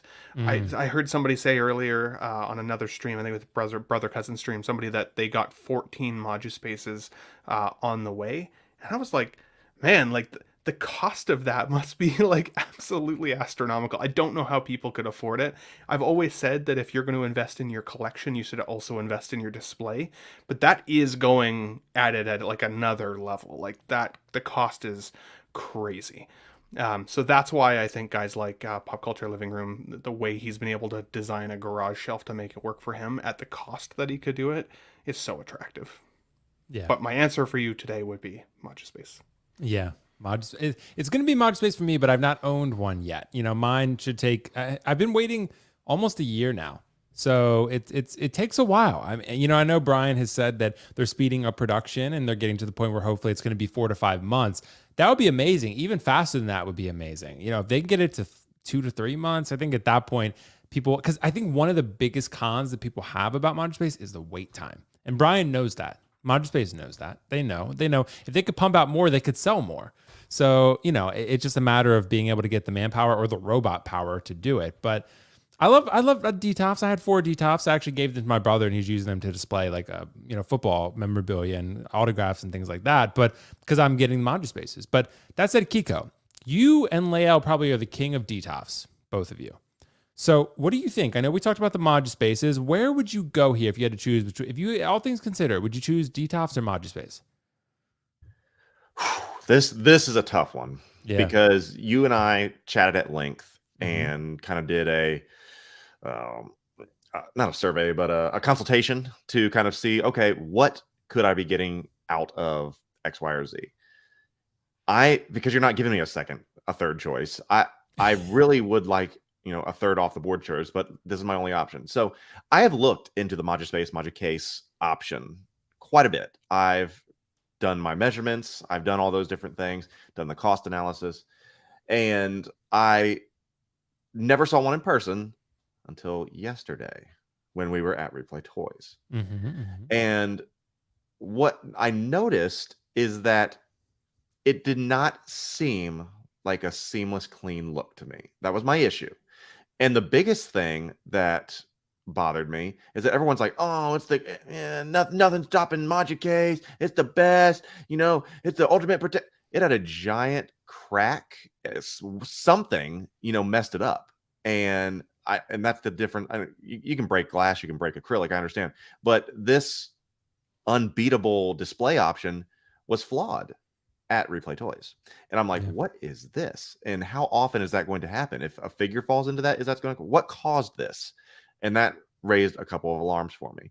Here's a couple things to also keep in mind. To answer the question, I'm going with Detolf because that's what I have now. I'm at this point in my collection, I don't really have an option to switch out 23 different Detolfs at this point. So with that being said, the things I don't like about my Detolf is that, yes, I can't put, you know, the Captain America Sam Wilson wings to its full potential. Same with, you know, the blurg is not going to fit in the deal. So you're limited on what you can put in there. So you have to get creative. Do you need to raise a shelf? That's an option you can do. Do you need to figure out poses, get limited in poses? Maybe. Do you need to maybe skip out on a figure because it's not going to go in there? Maybe you have to do that too. I would hate that situation. And then I also don't think the wiring situation is perfect because it's a all glass cabinet. You're going to see something. You're like, well, you just hide the wires better. You know, you're going to see something. It's all glass. There's nowhere to hide in there. It's a metal frame. It's all glass. There's nowhere to hide. So you're always going to have wires, and that irritates me a little bit. But you and I talked about this with the Moduspace. Is it Moduspace or Case? It's Space. It's Moduspace now. Okay, Okay. It was Case. I know, but I don't know why they changed it. But yeah, I want to be relevant. I don't want to sound like an old geezer here. So there's still wires to be seen even in Moduspace. Because you know, if you're going to do the lights, there's going to be that little loop that hangs down there. So there's no way to get away for a perfect seamless if you're going with an actual lit up option that is powered by electricity and not just, you know, battery powered or whatever. So you're going to have the wires anywhere. For me, that you want to see everything. I like the cube option of a smaller contained space because you can frame scenes better. You can say, okay, here is my Batman 89 right in there. There's Joker, there's 89, there's Mime Joker. There it is. You can frame them a little bit better. And so when you walk into my room, you can see these multiple moments in time that are grouped together. There's some people that are a lot better at it than others. But when I see a Modus case or Moduspace, it looks like everything's just thrown in there. People don't stagger the heights properly. Maybe they're missing the risers. There's an art to it for sure, but I feel like you get a more cluttered look in a Moduspace. At least the Detolf separates it for you. And that's my big thing, is that I want a clean, simple, understandable aesthetic. I don't want it to look like people just walked in there and just threw everything in there, and because they had nowhere to put it, and then threw a glass thing on top and say, okay, there's my display. So I think I'm sticking with the Detolf. But as you know, I have 3 giant vehicles sitting right here that have no place to go. They're not going on top of the Detolf. So I'm going to have to figure something out. And I think for those, I'm going to try to do the Costa case, because I'm not waiting 3,000 years for the Moduspaces to come in. These cannot just sit out there for another 3 years, essentially. I need something right now. I'm going to maybe find some people that are a little more handy. Dave, if you're listening, when you come up here to hang my HasLab Proton Pack on my wall, maybe you can help me build this thing the right way. So I'm going to have to go Costa case, I think, for the vehicles, because they've lost my sales. At least Moduspace has, because I'm not waiting that long. And I think a lot of people would say that as well. When you have, and I've rambled for a minute, I'm going to shut up. That's all right. When you have a collection, you need to put them somewhere. They're not going to sit on a table forever. And if you're like, okay, well, I'll just wait till the Moduspaces come in. Okay, if you want to do that. But if not, where are you going to put these things? And for me, I don't have that option, because I have vehicles sitting there right now. I'm not waiting forever. I have to find another option. So they've lost my sale on that. And I'm not yelling at them for that, but I'm just saying, I think a lot of collectors agree. I would rather have an immediate need met right now, or at least a moderately need met within a certain amount of time, as opposed to that wait period. Because to me right now, that wait period is not acceptable for, mainstream collectors. No, and I get it, because it's a little bit different, Kiko, because for collectibles themselves, we wait 2 years, 3 years sometimes. Yeah. But those are a little bit different because we have other collectibles to keep us occupied. But the display cases are so integral to your collection that waiting a year or a year and a half is difficult. So again, I think you get, from what I've always been told and what everyone has told me, that Moduspaces are a premium product and they look fantastic. But the wait, you're absolutely right. And again, Brian knows this. 18 months, Yeah, Brian knows. Like he's very well aware. He knows. He's an incredible guy and a very smart businessman, very savvy. So he knows they're trying to up the wait time. So they're aware. So that's one thing about Detolfs. But remember, Detolfs were out of stock for a while too. Like Detolfs were very difficult to find there for a while during the COVID years. I don't know how it is now, how the stock's looking these days, but I think you could probably get them a little bit easier now.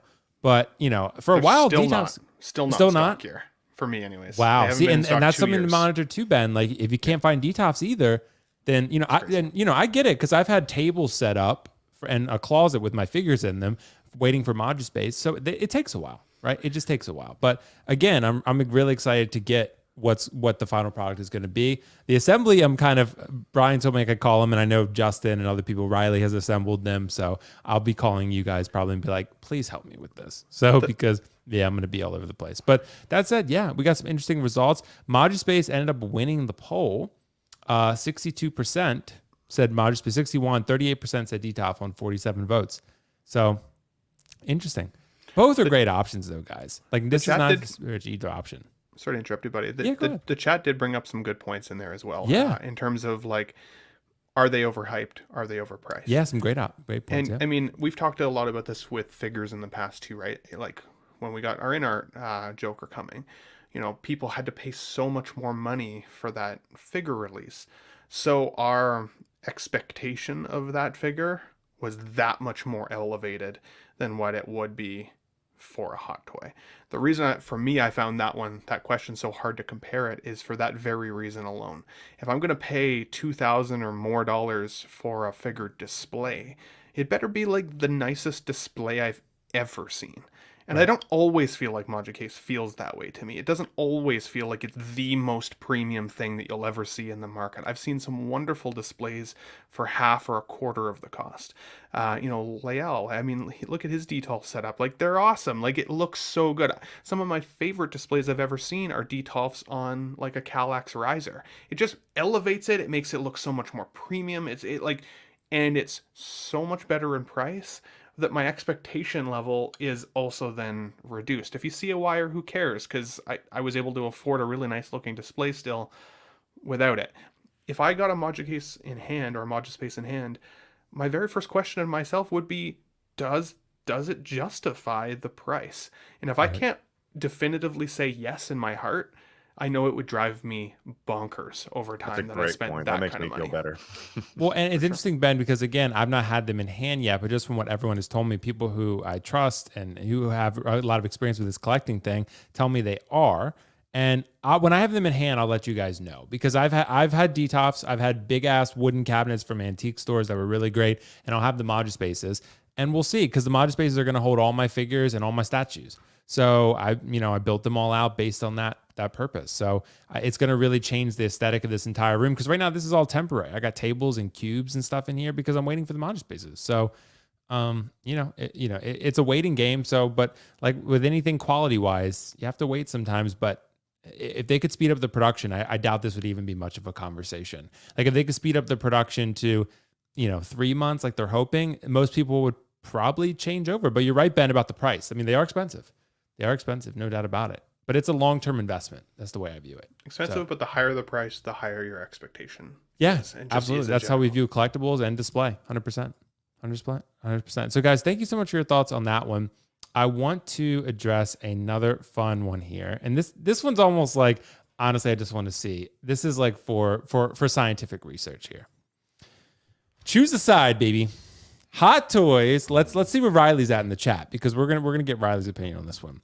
This one is to see where the loyalties lie with the Spider-Man, because most people probably gonna get both.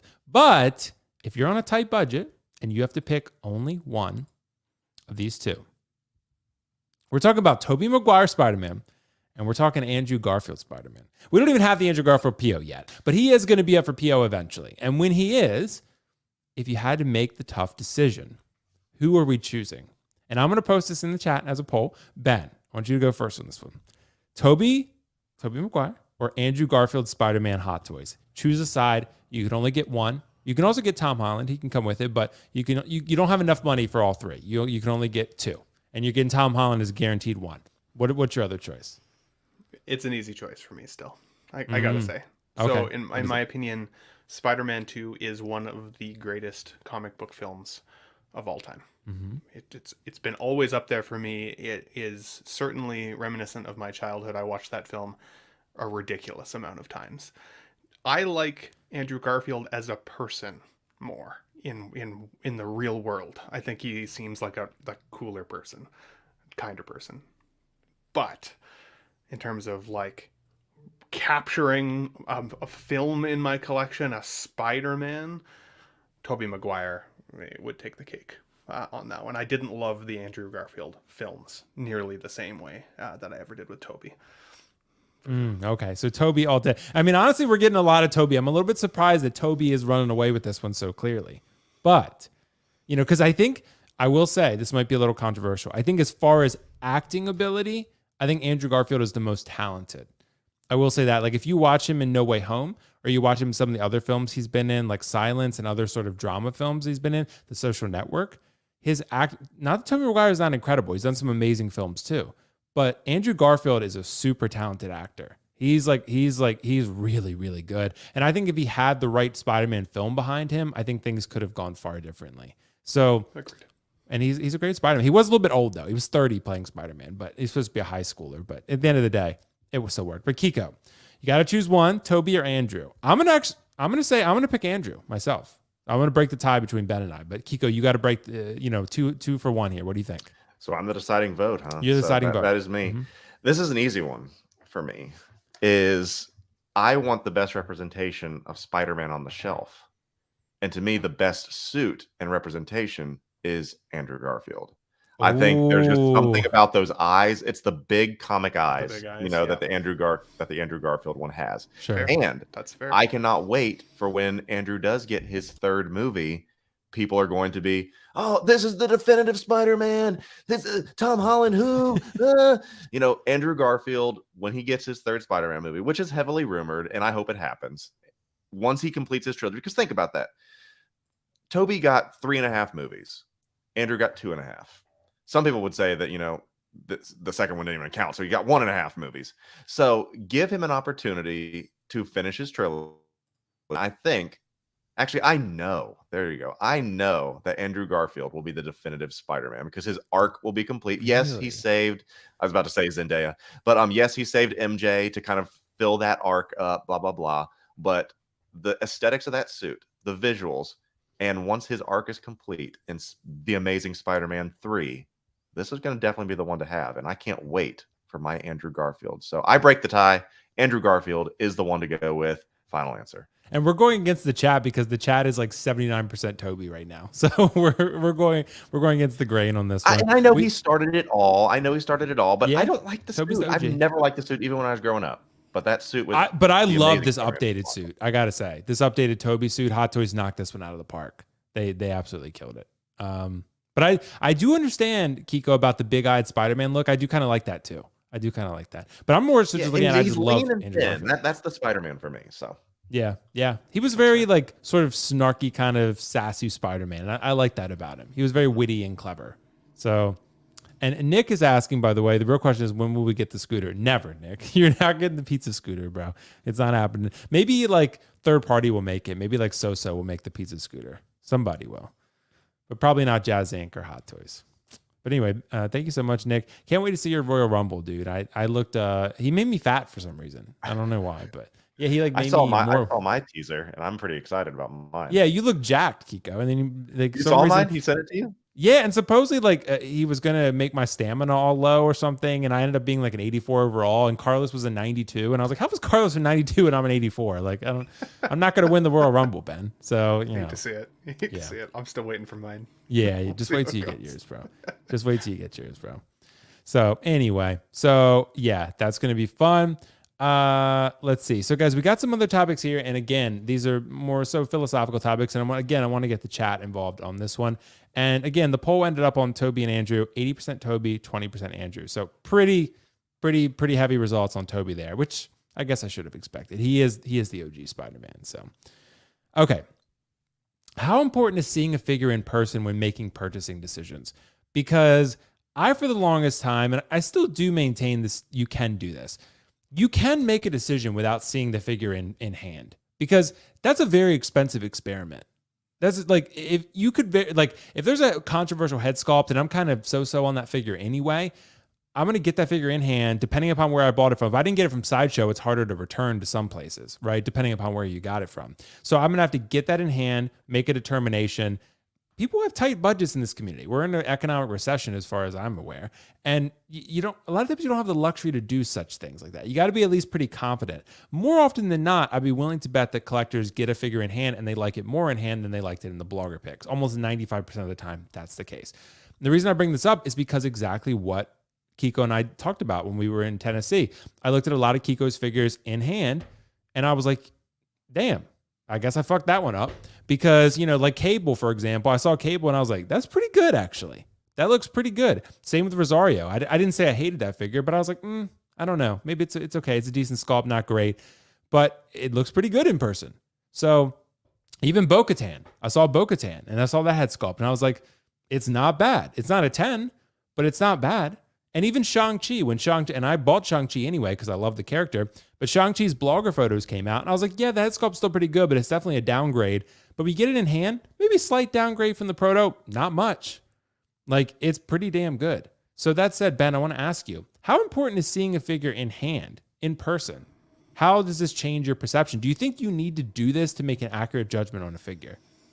I think it's really hard to do it. I think that's part of the challenge with collecting 1/6 scale is there's not enough brick and mortar stores that have these things on display that you can kind of just walk into and look at them and make your purchasing decision. So we have to make that judgment a lot of the time based on blogger photos and the perceptions of, YouTubers like you guys that, who have been collecting long enough to say, hey, yeah, I think this looks good. And then people are more willing to consider it versus maybe not. I think that's kind of almost the worst part of collecting 6 scale is that they're so expensive and they're so hard to make a true judgment as to whether we should buy them or not. It's why these streams are so popular And it's why I watched the streams like long before I ever thought I'd be on them with you guys, because of that very reason. I'm in Canada. There's literally nowhere I could go to look at these. And I didn't know anybody.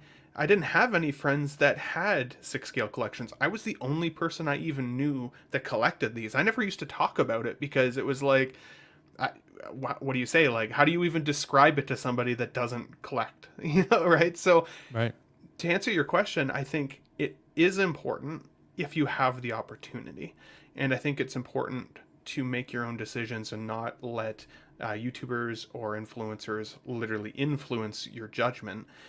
There was a time where I would watch, it might sound mean, but it's not meant to at all. I would watch Justin's collection videos on mute just to see the what the figure looked like in hand, but not feel the FOMO of missing out. Like, I didn't want to necessarily hear what he thought of it. I just wanted to be able to see it and then kind of make my own decision, because I am the type of person that if you tell me I should buy this enough times, I'll actually start to consider it. A couple weeks ago, I talked myself out of General Zod, because I saw him for a really good deal. But I was like, I don't feel like I need it. I don't feel like I need it. I'm just buying it. I wanted to buy it because of the hype of the trailer of the new DC film. But I didn't buy it initially. I don't think I necessarily need it now. And when I said that, like live on Collecting Weekly, I know the guys were giving me a hard time, but the chat like blew up. It was like, you're crazy, you missed out, you should go back and buy it, and all these things. And I'm not kidding. Within the next 2 hours, I seriously had to think about whether I actually should or not. That's not necessarily a good thing. That is fear of missing out. That is like following the hype. That is not buying it because you feel like you need it or like it enough to have it. So, to answer the question, I bought my Loki recently, and the perception of that figure was that the head sculpt was not very good. That it was like a 7, maybe an 8, maybe an 8 out of 10 from most people that were seeing it or seeing blogger photos of it. And it went from being a figure that I felt like I desperately needed to have in the collection. Excuse my language, I absolutely love that Loki. I wanted it in my display. I waited. I finally pulled the trigger a few weeks ago, got it in hand, and absolutely love it. Yep. Like, it completely changed my perception. I tried to take some high quality photos of it. It doesn't photograph the way I want it to. The way that I see it in person is astounding, even in comparison to my own photographs of the figure. It doesn't necessarily do it justice. This Bo-Katan behind me is the same way. I went into that store today. They actually did have this Bo-Katan on display. And I was like, I'm buying that. I'm literally buying that today. It looks amazing. It looks beautiful.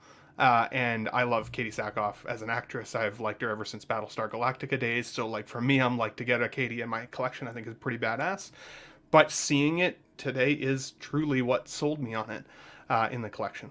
So I do think it is important, but I recognize the fact that it's not a luxury that we all have. And at the end of the day, I think you should go with your gut as to whether you actually feel like you want the figure or if it's just being hyped to death.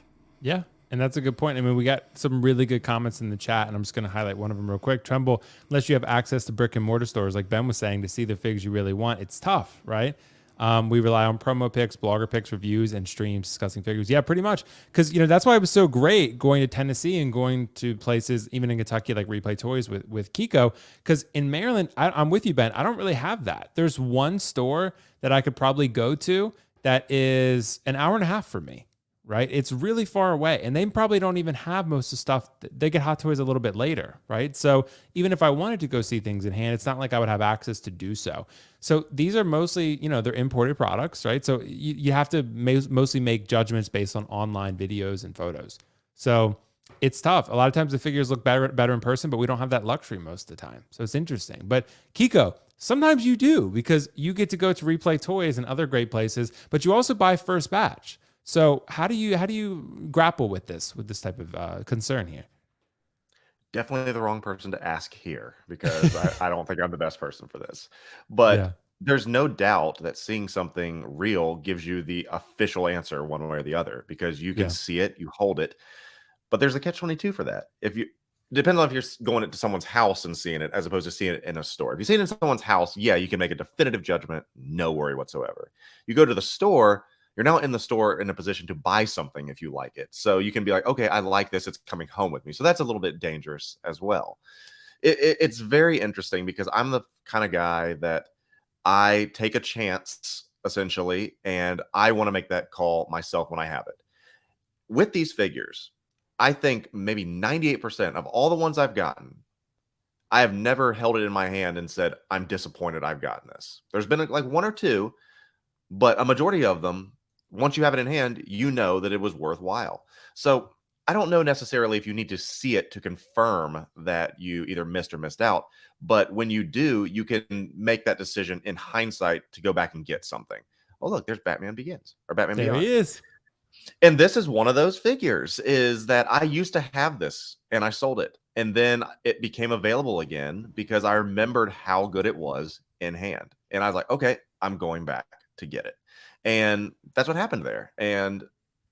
But I don't necessarily think, and I loved what Ben said, is that I don't think you need to let people tell you that you need it. You need to make that decision yourself. And I don't think there's anything wrong with saying, okay, I do just want to look at blogger photos. I don't want to necessarily look at a review. If I am, I think it's a great idea. Like no shade to anybody, but maybe just watch the segment of them showing the figure off, not telling you what they think, because we are very, very influenced, especially, on YouTube and such. And I think we do need to be very, very careful to make sure that it's something I want. And when you hold it in your hand, you can say, I'm glad I had that. That's why I told you, Will, I was like, hey, put this Mark V suit up in your hand. Let me know what you think. And you held it and you're like, this is too much for me. I'm stressed out. I don't want it. I didn't want to break it. That's why. Yeah. You're like, I don't want this. And you put it back and you put it back. But then you put a coal obsidian in your hand. And you're like, okay, this is cool. I like this. I think it's 50-50. You don't need it, but it helps. And I think when you can see and hold it in your hand and you're like, wow, this is really cool. This is better quality than I thought it was going to be. Because there are some you pick up, you're like, wow, this is not what I thought it was going to be. And you can decide against it. It goes both ways. So I don't listen to me because my judgment is skewed and I make a lot of impulsive decisions. I think Ben's recommendations are by far the best. So I will see with what he says. But yeah, holding it in hand will definitely give you the definitive answer. But if you're in store, it could lead to a purchase. So always watch it at somebody's house instead of going to a store to see it. Kiko, this is literally an example. I mean, yes, that is the one. This is literally an example, a real world example, because how much I talked about how much I hated the joints. Remember, I was like, I love Scorpion and Sub-Zero. They are tier 1 characters for me. I love Mortal Kombat. I grew up playing a lot of Mortal Kombat. I love those two characters, but those joints bugged the shit out of me, and I like realism. But then Kiko, we were in the Replay Toys, right? Yep. You remember this? We were in Replay Toys, and I saw those two figures, and I was like, those are pretty cool. And I was like, but I don't want to take them out of the box. He was like, we're taking them out of the box. I'm going to go talk to the owner. Hey, Kiko's like, go ahead. Yeah, let's talk to the owner. Let's take him out of the box. So I took Scorpion out of the box, started posing a little bit. Kiko helped me move the armband up above the shoulder. At that point, I was sold. I was like, you know what? I was wrong. This figure's dope. All you got to do is work a little bit and cover those joints, and you can make it beautiful. So again, there's so many figures. This Tennessee trip was very eye-opening for me, and that's respect, because I was able to see so many great figures that I thought were shitty figures before I saw them in person. Even the Call Obsidian you mentioned, Kiko. So for those out there who know, I'm a big fan of the Black Order. That infamous Toys Call Obsidian Dark Star, I think they call him, it's actually pretty good in person. Like, I saw it in person and I was like, damn, that actually has some presence to it. Yeah, there's some issues. The head doesn't always peg on perfectly, and maybe the pants are a little bit tight, but it has some presence. It has some presence, that figure. Yeah, it's not perfectly engineered, but it's good. So I might pick that one up eventually, Kiko. So again, and Rosario, this Rosario is beautiful. So that's it. And Rosario didn't like my photos, so I mean that's pretty good if you ask me. That's it. That's pretty good. I like them. Yeah. All right, guys. Well, we got 2 more topics to touch on before we wrap things up here. That said, I think we got another fun one.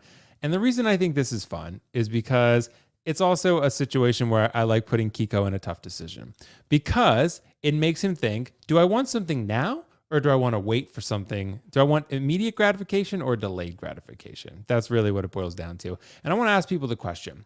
And the reason that I asked this is, I'd say most people are probably going to pick the red and blue suit, all things considered. That said, you got to factor in the base on the integrated suit.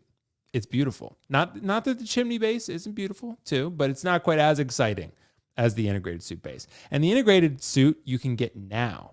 And you can probably get it discounted. Maybe the red and blue suit gets discounted later, but for the purpose of this discussion, we're going to say retail price. right? So that said, Ben, I want to ask you, if you have to choose integrated suit now, maybe slightly discounted, versus a retail red and blue suit. I think it's supposed to come out maybe early next year. I'm not sure, but not say end of this year, early next year, right? What do you think? Where are you at on this one? I mean, no slight to Kiko. I'm a relatively patient person.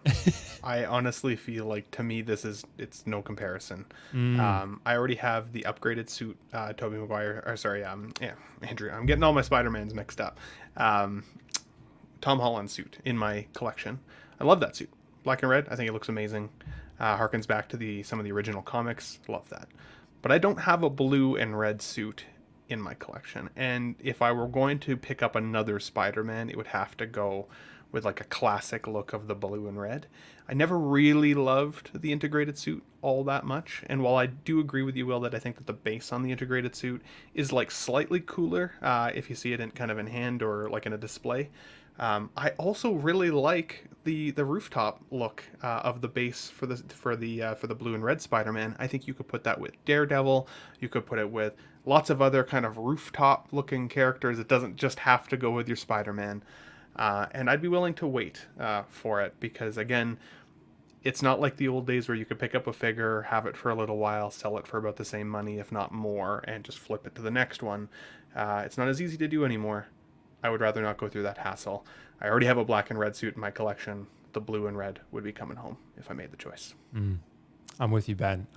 We've been disagreeing on these a lot tonight, but on this one we are in lockstep. I'm on the red and blue suit. Kiko, I don't think you have this integrated suit. Do you? I do. Do you? I don't even remember. Dude, you had so many great figures that I saw in Tennessee. But don't even remember, because the base is so big, Deadpool was sitting on it in that other display. Oh, next to President Loki, remember? Oh, okay. Yep, I do remember now. Yeah. So, Kiko, what do you think? If you had to choose integrated suit now to fulfill that immediate gratification that you want, or red and blue suit later? So it's either an instant gratification or wait. Those are my only options. So if you get instant gratification, you cannot get the red and blue suit. Yes. I always go instant gratification because so you would take integrated suit. Yeah, okay. But this is the thing. I love this. The gold pops. It really does. And I can get a red and blue suit anywhere, essentially. You can't get a red, black, and gold suit. You can't get the Iron Spider pieces. You can't get that diorama base. And so I need the instant gratification. But I don't like this question because it puts me in an unfair situation because it's asking. Why I love it. Yeah, it makes me say that, okay, does that mean I'm going to miss out on this figure? I would start trying to make deals with the universe and a genie to try to figure out how I get another wish, essentially, from that point on. But when it comes down to it, it'll always be an instant gratification for me because I don't know how long I have, essentially. Life's too short, and I'm like, I'm not waiting on things. That's just my motto, and that's just me, and that's not great for everyone. And I even said, please don't do what I do, people. You know, what I do is not a great situation. But it's got to be instant gratification, man. It's going to come down to that. But I do like the gold. I think the gold is fire. Okay. I just like putting you in tough positions, bro. That's it. You know, I didn't like this one. This was this one stressed you out a little bit. But yeah, guys, I'm gonna end the poll on that one. So red and blue suit actually has a very commanding winner on this one. It's 24 votes, 83% red and blue suit. So integrated suit has never been quite that popular for some reason, Kiko. Not sure. It's because of the neck peg. People want the upgraded neck peg head sculpt. I know that's what it is. Well, I think it's also very Iron Spidery. You know, I think it very much looks like Iron Spider. So it's just like slightly different than that. Which Iron Spider was never the most popular anyway. So yeah. And red and blue suit also is the first real Tom Holland self suit. You know, all the other ones have been, besides the homemade. He sewed it himself. Yeah, exactly. So even though we only got to see it for about like eight and a half and seconds. see it is an exaggeration because it was dark. Yeah, I can't wait for the outrage for when it comes and people aren't happy with the blue. It's not being the right blue and people are going to melt down. I can't wait to see the backlash because you know something's going to be wrong with it when it releases. This community, we're going to find something to complain about 100%. Yeah, guess we'll find out. I want to ask you guys the question. This is the final one for the evening. Should collectors be checking BST groups for deals? And even Sideshow, right? I mean, honestly, for me, I don't really check BST groups as much. I don't like buying used, personally. I have bought used plenty of times. There are many people who buy used with great success. You find some killer deals out there. That said, I don't like incurring that much risk into my collecting. I've had some situations where things didn't go as well. Maybe something was broken. Maybe a figure smelled like smoke or something like that, right? Those things can happen. You always take on a little bit of risk when you're buying used, but the payoff can be very tremendous because you're getting a figure for a discounted price, sometimes significantly so, that's pretty much like new or new for that matter. So it's something to think about. Ben, do you think people should be scouting deals daily? Because this is also, you have to factor in, you also don't want to overextend your budget, right? So that's how I view it. So if you're scouting deals, that's also more scouting temptation. You're inviting more temptation into your life, which I look at Sideshow pretty much every day for the deals. So especially during this birthday thing. They've had, honestly, Kiko and I said this, I know he didn't always agree, but they've had some banger deals so far for this birthday thing. I mean, Kiko did raise a good point about Captain America. Captain America was like $70 off, but Kiko was like, yeah, but everyone who wanted that already has it. That's a good point. That's a fair point. But they still have some good deals nonetheless. But Ben, what do you do? Do you scout deals pretty frequently, like on BST groups or Sideshow? What do you do? I do. So since I'm in Canada, and like I know I've mentioned this probably before, to my detriment, I have to pay, pretty hefty shipping cost to get figures from Sideshow here. The wait time is at least a week, if not sometimes longer.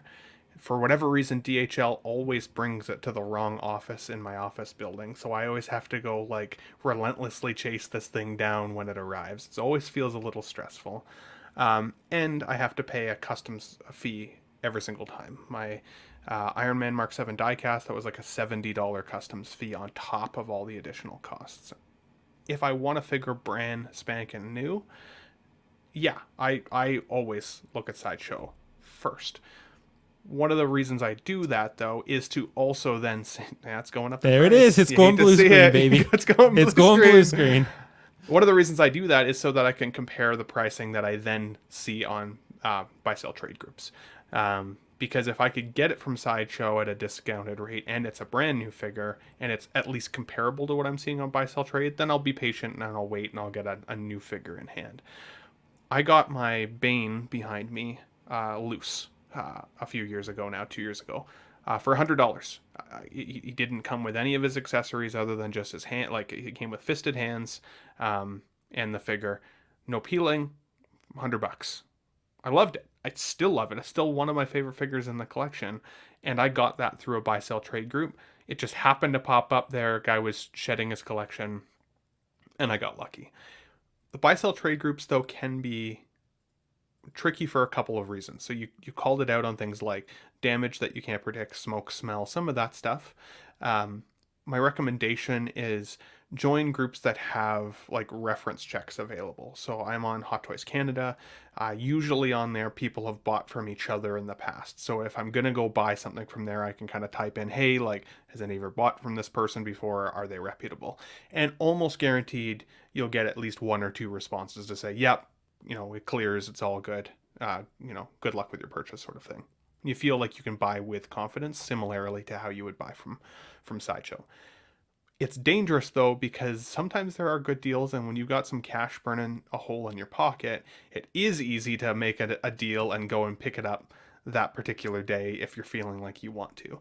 And sometimes it will mean that you skip some of those good steps that you should take, like reference checking and stuff like that. So I would still use skepticism when buying from it, but for the most part, all the folks that I've ever bought used figures from collect figures the same way that I do. They usually take them out of the box, do relatively light posing, put it in a Detolf, it sits there for a while, they move the figure on.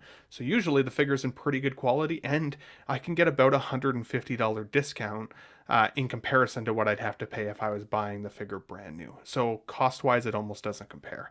So I definitely check it out.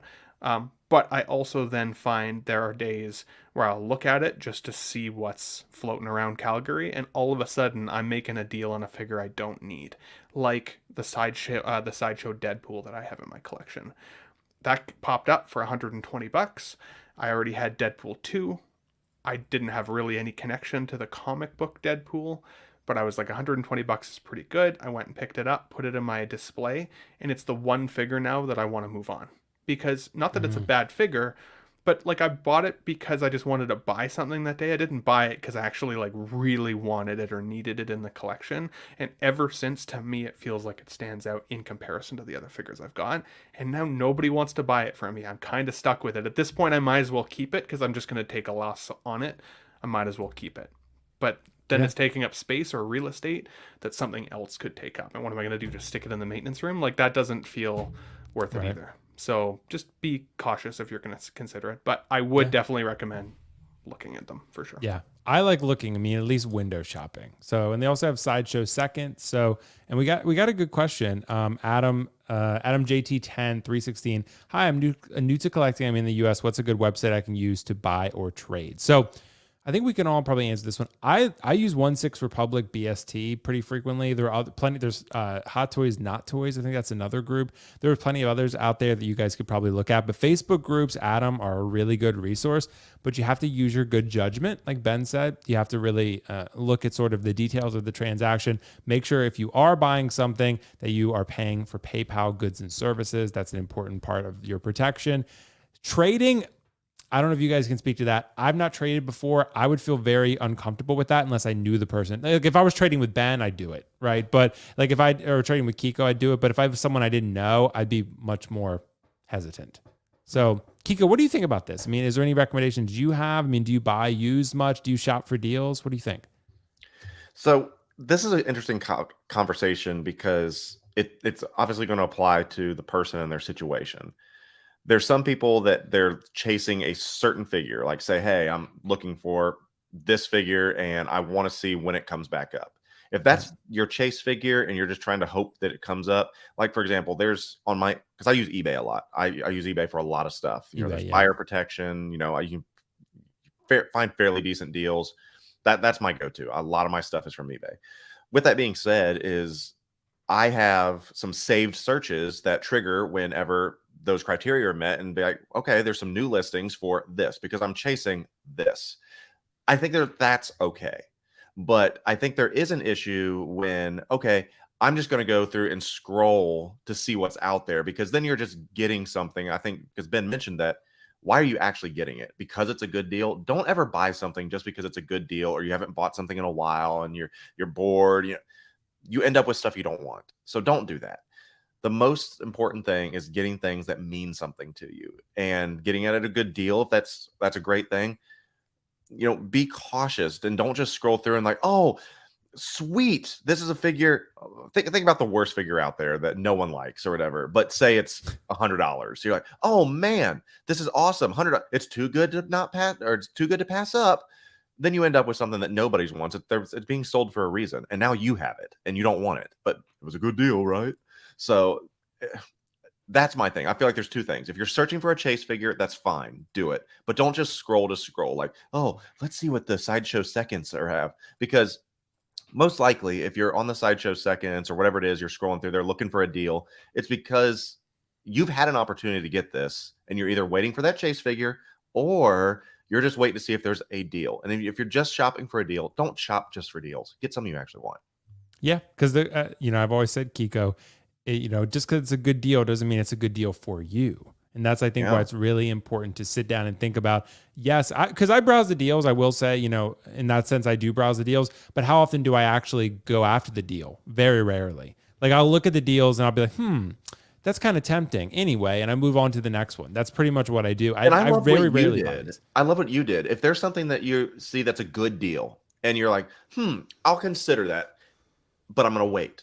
Right. If it's still available after a certain amount of time, then I'll get it. Right. But if it's gone, the universe spoke. I didn't need to have it. And so if it's a deal you see, oh, that's the one I need. I can't miss this, submit a bid, make an offer, blah, blah, blah. That's different. But if it's something you're like, I could take or leave it, just wait. See if it's still there.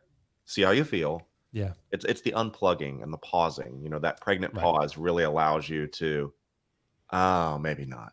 And Kiko, like we've all said, this is not a unique strategy, a marketing strategy new to collecting. Like every Black Friday is the biggest example of this. They discount all these things and you're like, well, it's on sale, I might as well get it. And then you never use it ever once. So it's like this Shore Trooper. It's a great figure, I'm sure. And I've had the Shore Trooper. It's pretty cool. But for the people maybe who are like, oh, maybe I should buy this because it's on sale. But it's not a bad idea. Maybe you'll love it, but chances are you probably didn't really want that Shore Trooper. You just got it. It's almost got me. This particular figure has almost got me a couple times. Yeah. I've hovered over it a few. And I'm you like, may it's love a good it, deal. but it's a risk, Ben. It's a risk. The only other thing I'll say about buy sell trade is the other cool thing, like for the new collectors out there, you can put in search of posts as well in those groups, right? So you can put in search of or ISO, Bane, or something along those lines. And if it pops up, somebody can offer it to you.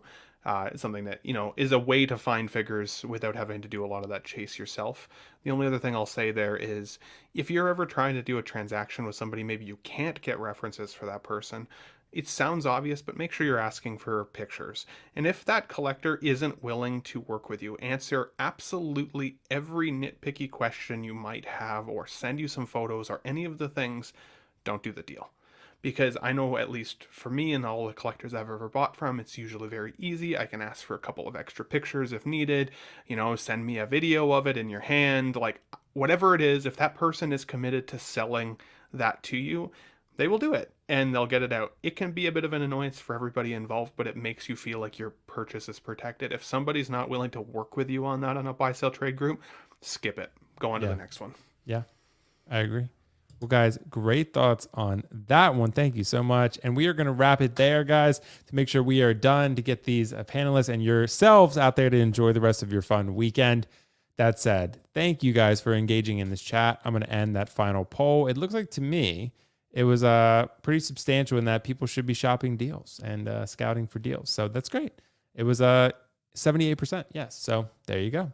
That said, Ben, thank you so much for joining, bro. Is there anything coming up on the Ben Thomas Show that you want to talk about with people?